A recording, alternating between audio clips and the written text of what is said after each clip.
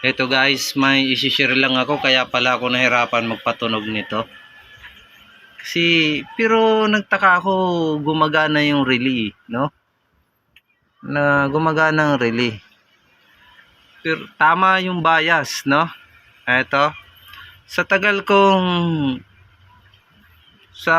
kong nagre-repair, ngayon lang ako nakabagat ng gaya nito no?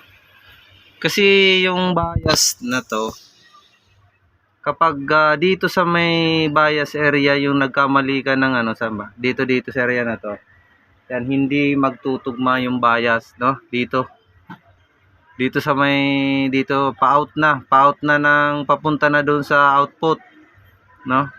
Pero dito sa input, dapat kung tama yung dito sa output is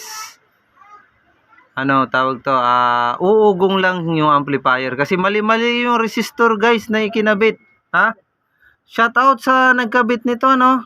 Baka kilala ko or kakilala ko kung sino man, no? Ito guys, tong mga blue na to, lahat yan pinalitan, yan, no? Yung mga blue na yan, ang original dito sa kabila, oh. Tingnan mo. Ayan.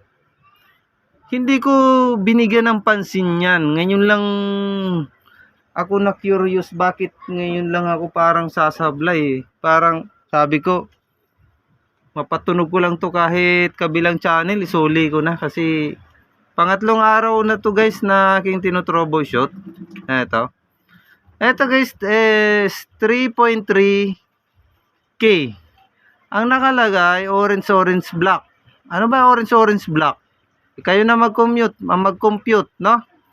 Pero sige para mapadali tayo. Sa kabilang channel is good, tumutunog to. Pero mahina to guys, sa akin pa to ayusin Bakit mahina? Baka may napalitan pa dito ng hindi tama, no? Kaya mahina ang tunog. Ito. Dapat ito, kasi magkatabi lang naman yan Yan ang dapat parehas dapat yan. Tapos ito parehas dapat. Ayan Ayan. Napagkalayo ng mga kinakabit. Ito orange black. Ang original ay orange red. Ha? Ito tama naman, tama pa to original. Ito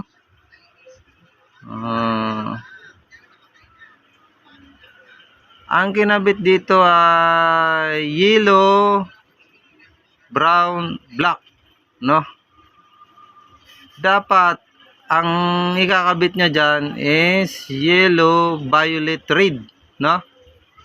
Yellow, violet, red is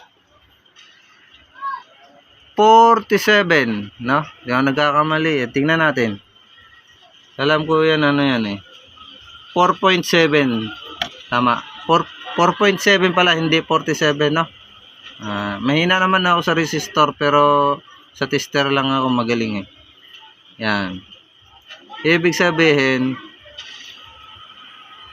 ayun, 4.7, 1,007, ganon. 4,700. 4.7 Ayan. Ang nakabit is 47 ohms, no? Kaya mababa, mababa. Kaya, so, hindi tutunog talaga.